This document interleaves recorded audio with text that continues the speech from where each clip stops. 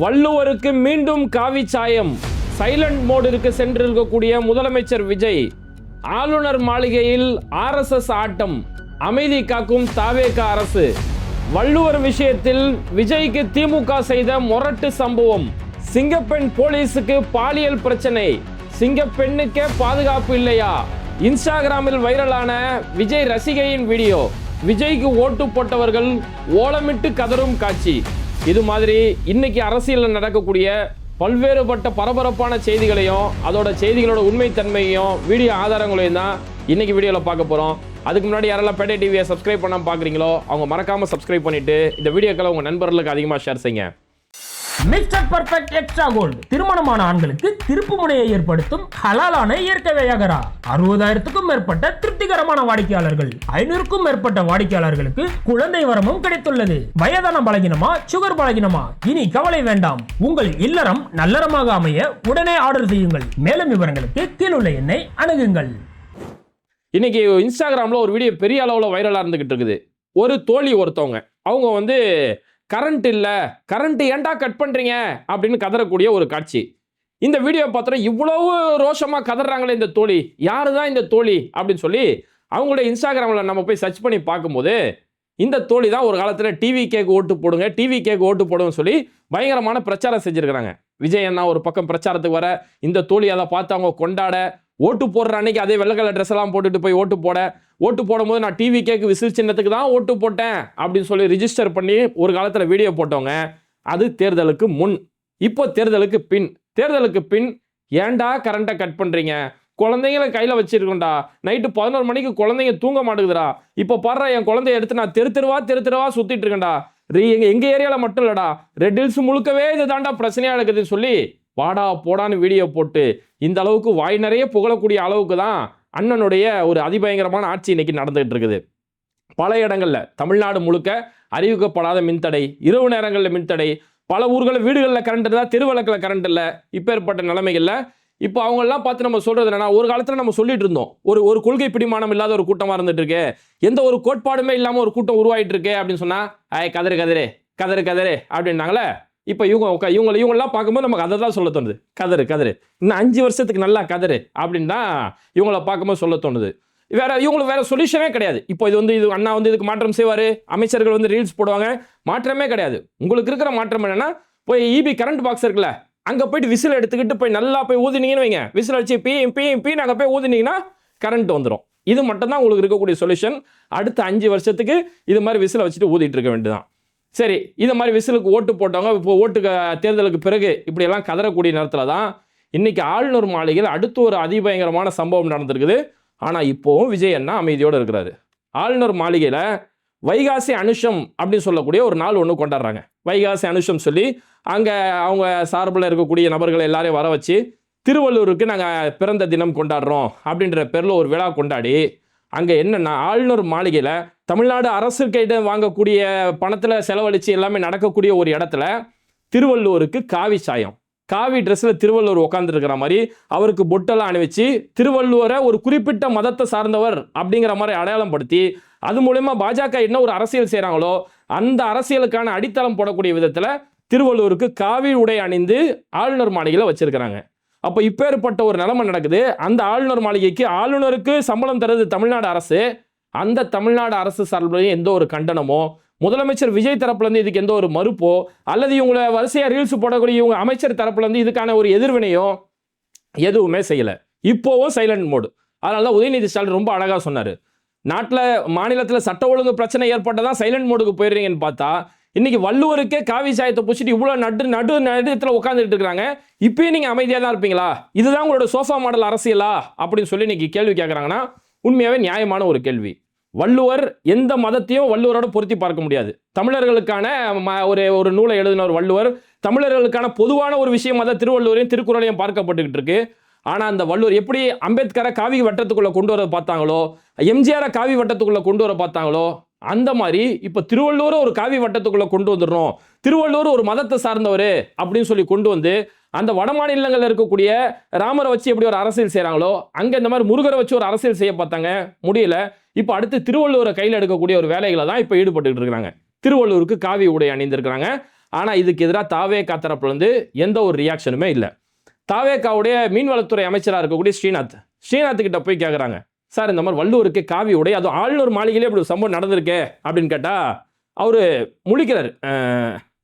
அதை பற்றி இப்போ பேச வேணாமே, அதை பற்றி வேற எப்போப்பா பேசுறது, இப்போ பேச வேணாம், சரி வேற எப்போ தான் பேசுறது, 4 கிழமை ஒரு ஜோசியக்காரர் வேலையில் விட்டு அப்புறம் வேலையோட தூக்கி அனுப்புனீங்களே, அவுட்ட போய் 4 கிழமை பஞ்சாங்கம் இதெல்லாம் பார்த்து அப்புறமா பேசலாமா, இப்போ பேச வேணாமா? அப்போ இதுதான் இவங்களுடைய ஆட்சி. மாற்றம் எதிர்பார்த்தாங்களே, ஒரு பிரச்சனை நடந்தால் அந்த பிரச்சனை எப்படி ஹேண்டில் பண்ணணும், அதுக்கு என்ன பேசணும், இது கூட இவங்களுக்கு தெரியாத அளவில் தான் இப்படி ஒரு கூட்டம் உட்காந்துட்டு இருக்குது. விஜய் தரப்புலேருந்து எந்த ஒரு பதிலுமே இப்போ வரைக்கும் வரல. டெல்லிக்கு மோடியை சந்திக்க போனார். மோடிஜியை போய் சந்திச்சு முடிச்சுட்டு 4 கோரிக்கைகளை மோடிஜிகிட்ட வைக்கிறாரு. இது வரைக்கும் சந்திச்ச முதலமைச்சர்கள் எல்லாமே எடப்பாடி பழனிசாமி 20க்கும் மேற்பட்ட கோரிக்கைகளை முன் வச்சாரு. மு.க. ஸ்டாலின் 63 கோரிக்கைகளை முன் வச்சாரு. இவர் வெறும் 4 கோரிக்கைகளை மோடி கிட்ட முன் வைக்கிறாரு. அந்த 4ல் ஒன்று தமிழ்தாய் வாழ்த்தை முதல் இடத்துல பாடுறதுக்கு ஒரு அனுமதி, ஜஸ்ட் ஒரு அனுமதி அப்படிங்கிற மாதிரி இதை போய் பர்மிஷன் கேட்டு வர்றாரு. இதெல்லாம் பர்மிஷன் கேட்குற விடயமா? தமிழ்தாய் வாழ்த்துன்றது மாநிலோட சுயாட்சியில் ஒன்று, மாநில உரிமையில் ஒன்று. அப்போ இந்த இடத்துல நாங்கள் உங்கள்கிட்ட கேட்டெல்லாம் நாங்கள் செய்யணும்னு அவசியம் இல்லை. தமிழ்தாய் வாழ்த்துக்கு தான் முதலிடம். அது ஆளுநர் மாளிகையாக இருந்தாலும் சரி, வேற எங்கே அரசாங்கக்கூடிய இடமா இருந்தாலும் சரி, அரசாங்க நிகழ்வு நடக்கிற இடமாலும் சரி, தமிழ்தாய் வாழ்த்துக்கு தான் முதலிடம் சொல்லி ஸ்ட்ராங்காக நிற்கிறத விட்டுட்டு, தமிழ்தாய் வாழ்த்து கொஞ்சம் முதல் இடத்துல அப்படின்னு சொல்லி போய் லவ் லெட்டர் கொடுக்குற மாதிரி போய் அந்த இடத்துல போய் லெட்டரை போய் கொடுத்துட்டு வந்துட்டு இருக்கிறாரு. சரி, அந்த டெல்லியில் மோடியை பார்த்து முடிச்சுட்டு டெல்லியில் திருவள்ளூருக்கான ஒரு சிலை திறப்பு விழா, அங்கே இருக்கக்கூடிய டெல்லி யூனிவர்சிட்டியில் திருவள்ளூருக்கு ஜெயின் யூனிவர்சிட்டியில் டெல்லியில் திருவள்ளூருக்கு சிலை திறப்பு விழா முதலமைச்சர் விஜய் திறந்து வைப்பாரு அப்படின்னு ஒரு செய்தி வந்தோன்னே அன்னைக்கு தேதிக்கு ஃபயர் விட்டுட்டு இருந்தாங்க. பத்தியா, எங்கள் அண்ணா வந்தோன்னா டெல்லியில் இருக்கிற சிலையவே எங்கள் அண்ணா கையால் திறக்க சொல்கிறாங்க அப்படின்னு ஒரு காலத்தில் ஃபயர் விட்டுட்டு இருந்தாங்க. ஆனால் அப்போவுமே தான் அந்த சிலையை விஜய் திறந்து வைப்பார், ஆஹா ஓஹோன்னு பில்டப் கொடுத்துருந்தாங்க. அதுக்கப்புறம் உண்மைத்தன்மை வெளியாச்சு. அந்த டெல்லியில் இருக்கக்கூடிய சிலையை விஜய் திறந்து வைக்கல, வேற வழி இல்லாமல் விஜய் வச்சு திறந்து வைக்கப்படுது.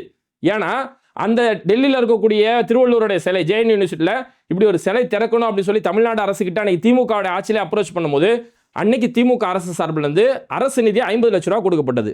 திமுக தமிழ்நாடு நிதியிலிருந்து கொடுக்கப்பட்ட அந்த நிதியில தான் அந்த சிலை கட்டப்பட்டது. அப்போ அது இங்கே இருக்கக்கூடிய தமிழ்நாடு முதலமைச்சர் திறந்து வைக்கணும். இன்னைக்கு விஜய் முதலமைச்சருங்கிறதால வேற வழி இல்லாமல் விஜயோட கையால் திறந்து வைக்கணும். அப்போ இப்பேற்பட்ட உண்மை அந்த செய்தி வந்த மறுகணமே வெளியில் வந்ததால அப்போ இது திமுகவுடைய ஒரு செயல் திட்டத்தை நம்ம தொடங்கி வைக்கணும்னு சொல்லி அதையுமே ரத்து பண்ணிட்டாரு. ராகுல் காந்தியை பார்க்கறத ரத்து பண்ணிட்டாரு, சோனியா காந்தியை பார்க்கறத ரத்து பண்ணிட்டாரு, திருவள்ளூர் சிலையை ரத்து பண்ணிட்டாரு, சிங்கப்பெண் அதிரடி திட்டத்தை திறந்து வைக்கணும் அதையும் ரத்து பண்ணிட்டாரு. இப்படி எல்லாமே ரத்துன்னு பண்ணிட்டு வந்தாரு.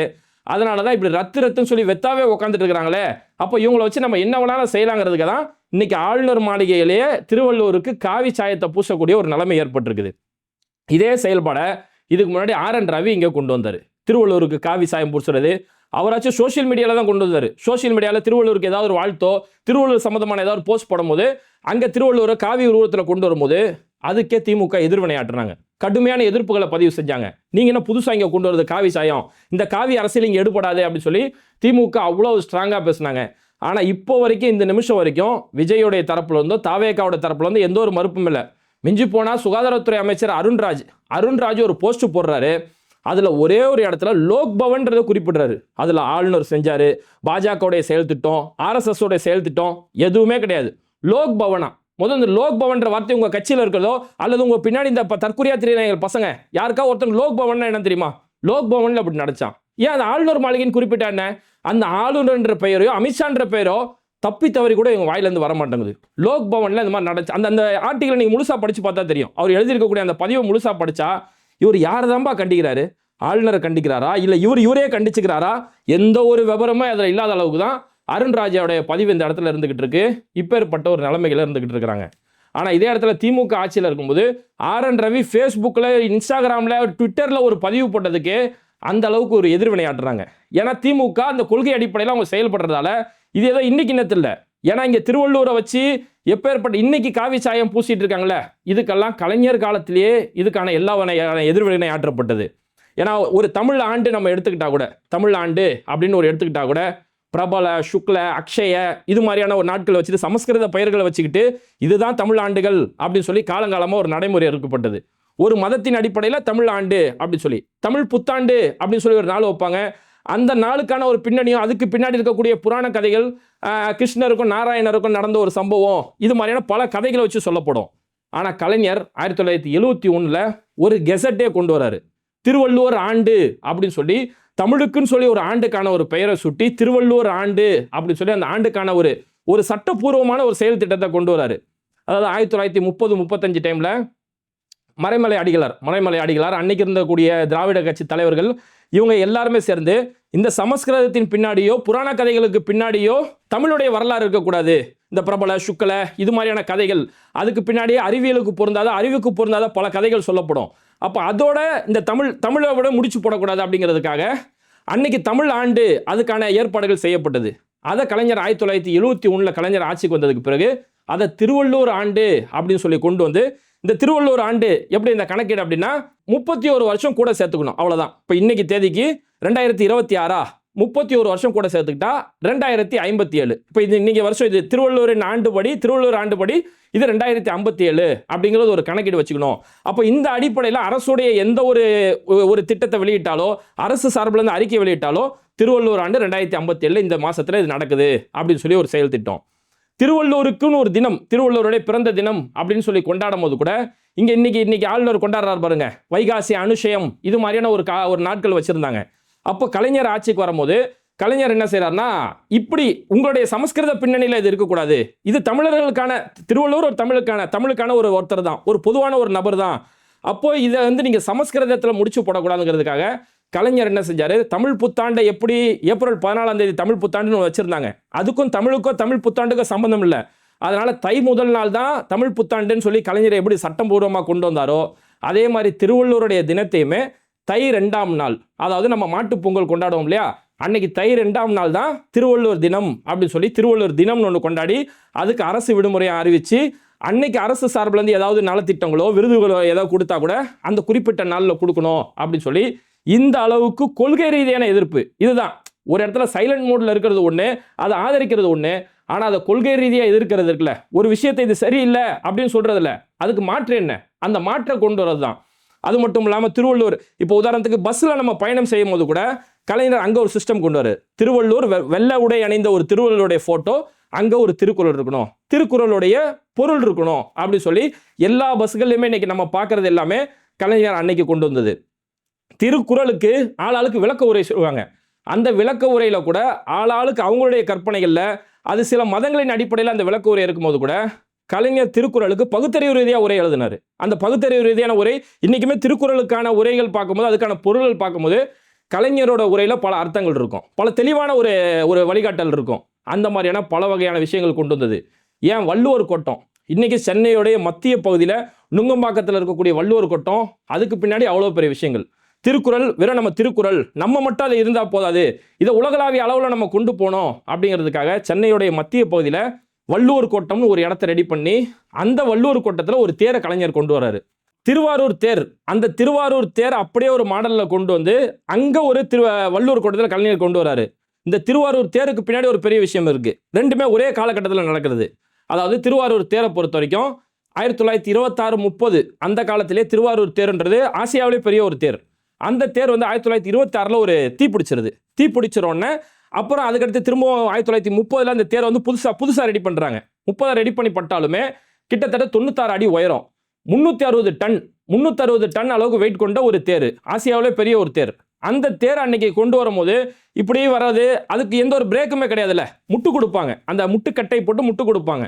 அப்போ இதெல்லாம் வைக்கிறதால கிட்டத்தட்ட 10,000 பேர் இழுக்கக்கூடிய தேர், அந்த தேரில் முட்டு கொடுக்க முடியல, அப்போ சரியான அளவில் முட்டு கொடுக்கலன்னா அது தேரில் இருந்து பல வகையான விபத்துகள் ஏற்பட்டுரும் அப்படின்னு சொல்லி ஒரு கட்டத்தில் 1948க்கு பிறகு அந்த தேர் ஓட்டவே இல்லை. 1948க்கு பிறகு அந்த தேரை இயக்காமலே இருந்தது. அப்போ அன்னைக்கு கடவுள் நம்பிக்கையில் எந்த ஒரு நம்பிக்கையுமே இல்லாத இருந்த கலைஞர் 22 வருஷம் கழிச்சு அந்த தேரை அறிவியல் பூர்வமாக கலைஞர் ஓட வச்சாரு. திருவாரூர் தேர் இன்னைக்கு ஓடுது, இன்னைக்கு திருவாரூர் தேர் ஆசியாவிலே பெரிய தேராக பார்க்கப்படுதுன்னா அதுக்கு பின்னாடி கலைஞரோட செயல்பாடுகள் இருக்குது. அந்த தேரை வந்து ஒரு அறிவியல் பூர்வமாக இயக்கணும், அதாவது அந்த தேர் வந்து இவ்வளோ மரத்தால் செய்யப்பட்ட தேருக்கு இரும்பு சக்கரத்தை உருவாக்கணும், இதுக்காக BHEL இதுக்காக ஒரு செயல் திட்டம் ஒன்று உருவாக்கி அந்த தேருக்கு இரும்பு சக்கர தேர் உருவாக்கணும், அந்த தேருக்கு ஒரு பிரேக் சிஸ்டம் கொண்டு வரணும். ஏன்னா பிரேக் சிஸ்டம் இல்லைன்னா 10,000 பேர் சேர்ந்து இழுத்தா தான் அந்த தேர் வர முடியும். அப்போ 10,000 பேர் சேர்ந்து இழுக்கும் போது அந்த தேரை சடனாக எங்கேயா நிறுத்தணும் அப்படின்னா உடனே நிறுத்தி ஆகணும், நிறுத்தலைன்னா முன்னாடி இருக்கக்கூடிய அத்தனை பேருமே ஏற்றி போட்டு போயிடும். அவ்வளோ வெயிட்டு 360 டன் வெயிட்டு, 96 அடி உயரம். அப்போ இப்போ இதுக்கு ஒரு பிரேக் சிஸ்டம் வேணும், இது மாதிரி இருக்குது, அது போகக்கூடிய அளவுக்கு ரோடு கெப்பாசிட்டி தாங்கணும். இதெல்லாம் பார்த்து இது அறிவியல் பூர்வமாக செய்கிறதுக்கு என்ன வழி அப்படிங்கிறதுக்காக கலைஞர் அன்னைக்கு பிஹெச்இஎல்ல இதுக்கான ஒரு செயல் திட்டத்தை உருவாக்கி அந்த தேரை நவீன வடிவமைப்பில் கொண்டு வராரு. இரும்பு சக்கரம், அந்த வீலுக்கான செய்யக்கூடிய சிஸ்டம் எல்லாமே, அந்த வீலில் ஒரு பிரேக் சிஸ்டம் கொண்டு வராரு. வீலை வெறும் மக்கள் மட்டும் இழுத்தா அது சரிப்படாது, பின்னாடி ராட்சத புல்டோசர், அந்த புல்டோசர் மூலயமா அந்த தேரை தள்ளணும்.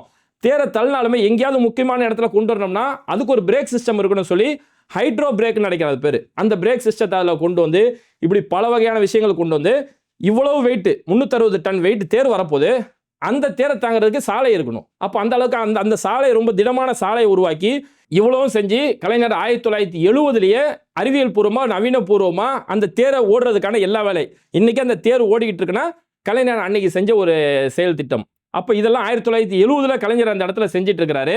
அதே நேரத்தில் தான் இங்கே வள்ளுவர் கோட்டம், வள்ளுவருக்கான ஒரு தேவை இருக்கு. அதுவுமே பாருங்க ஒரு கொள்கை பிடிமானம். இவ்வளவு நாளாக ஒரு தேரோ ஒரு கோவிலோ உருவாக்கினா அது ஒரு வழிபாட்டு ரீதியாக இருக்கும், ஒரு ஆன்மீக அடிப்படையில் இருக்கணும், அறிவுக்கான ஒரு கோயில் உருவாக்கணும் சொல்லி தான் கலைஞர் அன்னைக்கு வள்ளுவர் கோட்டத்தை ஒரு திட்டமிடல் இருக்கிறாரு. ஆன்மீகத்துக்காக கோயில்கள் தேர்கள் இருக்கும்போது அறிவுக்காக இருக்கணும். வெறும் 1.25 அடியில் இவ்வளோ பெரிய உலக தத்துவங்கள் சொல்லக்கூடிய திருக்குறள் இருக்கும்போது அப்போ அது அறிவியல் பூர்வமாக நம்ம கொண்டு போனோம். கோவிலுக்கு எப்படி தேர் உருவாக்கப்பட்டதோ அதே திராவிட கலை கட்டமைப்பில் இங்கே வள்ளுவருக்குமே ஒரு தேர் கட்டப்படணும். அந்த தேரை 2 யானை இழுக்கிற மாதிரி, அந்த திருக்குறளுடைய பொருள்கள் சொல்ல மாதிரி பல திராவிட கட்டமைப்பு கொண்ட சில சிலைகள், அந்த காட்சிகள் எல்லாமே அதில் இருக்கும். அங்கே வள்ளுவர் அரங்கம் சொல்லி ஒன்று இருக்கும். இன்றைக்குமே பல நிகழ்வுகள் அங்கே நடக்கும். சமீபத்தில் கூட மாற்றுத்திறனாளிகள் அன்றைக்கி முதலமைச்சர் மு க ஸ்டாலினை வச்சு ஒரு விழா ஒன்று நடத்தினாங்க. அதுவுமே வள்ளுவர் அரங்கத்தில் நடந்தது. 4000 பேர்கிட்ட உட்காரலாம். அந்த வள்ளுவர் அரங்கத்திலுமே திருக்குறளுடைய பொருள் இருக்கக்கூடிய பல விஷயங்கள் அந்த இடத்துல காட்சி பெற மாதிரி இருக்கும். அப்போ இவ்வளோ விஷயத்தையுமே கலைஞர் அன்னைக்கு செய்கிறாரு. ஆனால் இவ்வளவே செஞ்ச கலைஞரால் அதை திறந்து வைக்க முடியல. ஏன்னா இது செஞ்சு முடிக்கும்போது கரெக்டாக 1976 அது கட்டி முடிக்கும் போது, வள்ளுவர் கோட்டத்தை கட்டி முடிக்கும் போது 1976 பிப்ரவரி 22 திறப்பு விழாவுக்கான ஏற்பாடு செய்கிறாங்க. ஆனால் 1976 ஜனவரி 31 இந்திரா காந்தி எமர்ஜென்சி கொண்டு வந்துடுறாங்க. இப்போ எமர்ஜென்சி கொண்டு வந்தாலும் அடுத்து ஒரு 20 நாளில் அந்த வள்ளுவர் கோட்டம் திறக்கணும். இங்கே ஆட்சி கவிழ்க்கப்படுது, திமுகவோட ஆட்சியை கவிழ்த்தாச்சு. அப்போ அன்னைக்கு ஆளுநருடைய ஆட்சி, அன்னைக்கு குடியரசுத் தலைவரை வச்சு இங்கே கே ஷா இருக்கார் ஆளுநரா, அன்னைக்கு குடியரசுத் தலைவர் பக்ருதீன் அவரை வச்சு இங்கே வள்ளுவர் கோட்டத்தை திறந்து வச்சாச்சு. கலைஞர் சிற்பமாக பார்த்து அவ்வளோ செதுக்கி இது உலக அளவில் கொண்டு போகணும்னு சொல்லி பார்த்து வச்சதை கலைஞர் கையால் திறக்க முடியல. அந்த நிகழ்வுக்கு முன்னாள் முதலமைச்சர் அழைப்பு கூட கொடுக்கல. அப்பேற்பட்ட ஒரு நிலைமை இருக்கும்போது அதுக்கு பிறகு கலைஞர் 1989 முதலமைச்சராக வராரு. முதலமைச்சராக வரும்போது தன்னுடைய பதவியேற்ப வள்ளுவர் கோட்டத்தில் கலைஞரை கொண்டு வராரு. வள்ளுவர் கோட்டத்தில் என்னோட பதவியேற்பு நடக்கணும் அப்படின்னு சொல்லி அந்த பதவியேற்பு விழாவை அங்கே நடத்துறாரு. இப்படி வள்ளுவருக்காக செய்ய வேண்டிய எல்லா விஷயங்களையுமே இங்கே திமுக அந்த அளவுக்கு செஞ்சு கொடுத்தாங்க. இது வெறும் எதிர்ப்பு இல்லை. பாஜக உனக்கு காட்டுறது அப்படிங்கிறது வெறும் அரசியல் ரீதியான எதிர்ப்பு இல்லை, இது கொள்கை ரீதியான எதிர்ப்பு. எந்த ஒரு விஷயத்திலுமே அந்த கொள்கை பிடிமானம் விட்டு போயிடக்கூடாது. இவங்க இதை எப்படி ஆன்மீக ரீதியாக கொண்டு போய் அதுக்கு பின்னாடி ஒரு மத அரசியலை செய்ய பார்க்குறாங்களோ, இதை நம்ம அறிவுபூர்வமாக கொண்டு போனோம், அது தமிழுக்கு சாதகமாக கொண்டு போகணும்னு சொல்லி இந்த அளவுக்கு எல்லா விஷயங்களுமே திமுக கொண்டு போனதால தான் இன்னைக்கு வரைக்கும் அந்த கொள்கையோட விஷயத்தில் அவ்வளோ பிடிமானமாக இருக்கிறாங்க. சனாதனத்தை உதயநிதி எதிர்த்ததால தான் தோத்து போயிட்டாங்கன்னு சொல்லும் போது அதே உதயநிதி சட்டமன்றத்தில் போய் சனாதனத்தை வேரோடு அழிக்கப்பட தான் வேணும் அப்படின்னு இப்போ அங்கே ஸ்ட்ராங்காக சொல்கிறாங்க பாருங்க. இதுதான் கொள்கை உறுதி. இந்த கொள்கை உறுதி எதுவுமே இல்லாமல் எல்லாத்தையுமே ரத்து செஞ்சுட்டு போகிறது, எதுக்குமே வாயை திறந்துருக்காம பேசுறது, சட்ட ஒழுங்கு பிரச்சனை இவ்வளோ வரும்போது வாயை திறந்து பேசாமல் இருக்கிறதால தான் இவரை வச்சு நம்ம என்ன வேணாலும் செஞ்சுக்கலாம் அப்படின்ற அடிப்படையில் இன்னைக்கு ஆளுநர் மாளிகையிலேயே வள்ளுவருக்கு காவி சாயம் பூசக்கூடிய அளவுக்கு இவ்வளவு தைரியமான செயல்பாடுகளை செஞ்சுட்டு இருக்கிறாங்க. இன்னைக்கு இதனாலே சட்ட ஒழுங்கு எந்த அளவுக்கு மோசமாக போகுதுன்னா சிங்கப்பெண்ணுக்கே பாதுகாப்பு இல்லை. இப்போ சிங்கப்பெண் அதிரடி படைன்னு ஒரு ஸ்கீம் ஆரம்பித்தாங்க.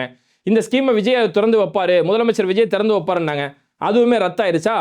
இன்னைக்கு வந்திருக்கக்கூடிய செய்தி என்னன்னா, தூத்துக்குடியில் ஒரு காவல் நிலையத்தில் பணிபுரியக்கூடிய பெண் காவல் அதிகாரி, அவங்க இந்த சிங்கப்பெண் அதிரடி படையில் ஒருத்தவங்களா இருக்கிறாங்க. அந்த சிங்கப்பெண் அதிரடி படையில் இருக்கக்கூடிய ஒரு பெண் காவல் அதிகாரிக்கு ஒரு இன்ஸ்பெக்டர் பாலியல் தொல்லை கொடுத்துருக்கிறாரு. அந்த பொண்ணுக்கு வந்து ஆபாச படங்களை மெசேஜ் அனுப்பியிருக்கிறாரு, பாலியல் தொல்லைகள் கொடுத்துருக்காருன்னு சொல்லி இன்னைக்கு ஒரு புகார். அப்போ சிங்கப்பெண் அதிரடி படையில் இருக்கக்கூடிய காவல் அதிகாரியை பணிபுரிகிற ஒருத்தவங்களுக்கு இங்கே பாதுகாப்பு இல்லாத ஒரு நிலைமையில தான் தாவேகாவுடைய ஆட்சியும் முதலமைச்சர் விஜயோடைய அந்த பாதுகாப்பு செயல்பாடுகள் இருக்கும்போது இவங்க எங்கே இந்த மாநிலத்தை காப்பாற்ற போகிறாங்க? அப்போ உங்களுக்கு இவ்வளோ ஓட்டு போட்டு விசில் அடித்தாங்களே, அவங்களே இன்றைக்கி எங்களுக்கு கரண்ட் இல்லை, அத்தியாவசிய வசதிகள் இல்லை, முறையான பாதுகாப்பு வசதிகள் இல்லைன்னு சொல்லி இன்றைக்கி மக்களும் புலம்புறாங்க, இன்னொரு பக்கம் வள்ளுவரை வச்சு வள்ளுவர்னு இல்லை, இனி பாஜகவோட எந்த ஒரு செயல் திட்டத்தையும் ஈஸியாக கொண்டு வந்துடலான்ற மெதப்பில் பாஜக ஒரு பக்கம் இருக்கிறாங்க. அதனால சைலண்ட் மோடில் இருக்கக்கூடிய முதலமைச்சர் விஜய் என்னைக்கு இனியாச்சும் அவர் வாயை திறந்து பேசுவாரான்னு சொல்லி அவருக்கு விசிலடித்த மக்கள் பெரிய ஆர்வத்தோடு எதிர்பார்த்துட்டு இருக்கிறாங்க.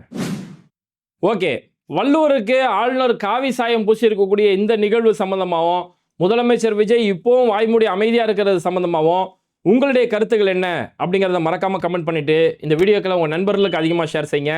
இணைந்திருப்போம்.